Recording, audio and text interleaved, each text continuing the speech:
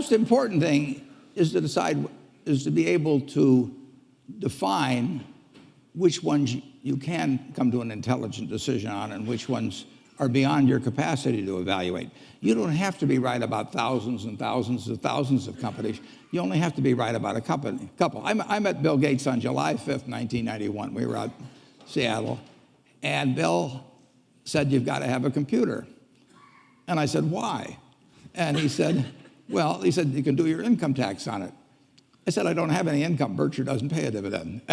He said, "Well, you can keep track of your portfolio." And I said, "I only have one stock." I said, and he says, "It's going to change everything." And I said, "Well, will it change whether people chew gum?" And he said, "Well, probably not."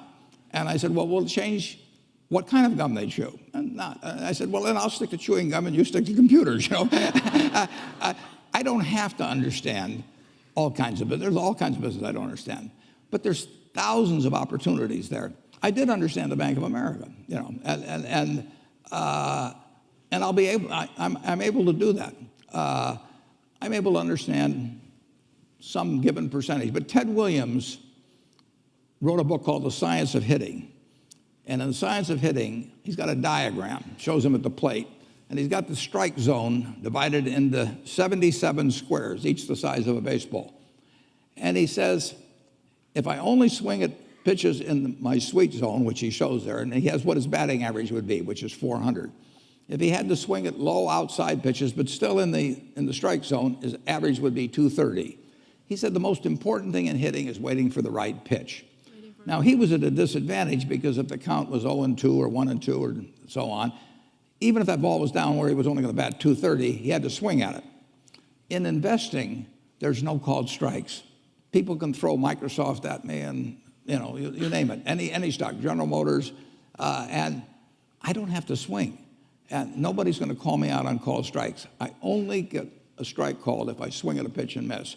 So I can wait there and look at thousands of companies day after day, and only when I see something I understand and when I like the price at which it's selling, then if I swing, if I hit it, fine. If I miss it, it's a strike. But it's an enormously advantageous game. And it's a terrible mistake to think you have to have an opinion on everything. You only have to have an opinion on a few things. In fact, I've told students, if when they got out of school, they got a punch card with 20 punches on it, and that's all the investment decisions they got to make in their entire life, they would get very rich because they would think very hard about each one. And you don't need 20 right decisions to get very rich. 4 or 5 will probably do it over time. So I don't worry too much about the things I don't understand. If you understand some of these businesses that are coming along and can spot things on, if you can spot on Amazon, for example, I mean, it's a tremendous accomplishment what Jeff Bezos has done. And I tip my hat to him. He's a wonderful businessman. He's a good guy, too. But could I have anticipated that he would be the success and 10 others wouldn't be? I'm not good enough to do that. But fortunately, I don't have to. I don't have to form an opinion on Amazon. And I did form an opinion on the Bank of America, and I formed an opinion on Coca-Cola. I mean, Coca-Cola's been around since 1886. There's 1.8 billion 8-ounce servings of Coca-Cola products sold every day. Now, if you take 1 penny and get 1 penny extra, that's $18 million a day. And 18 million times 365 is 7 billion, 3 less 730 billion, or $6,570 million.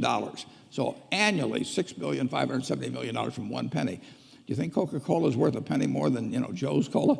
I think so. So, and I've got about 127 years of history that would indicate it. So those are the kind of decisions I like to make. And you may have an entirely different field of expertise than I would have, and probably much more up to date in terms of the kind of businesses that we're seeing evolve. And you can get very rich if you just understand a few of them and understand their future.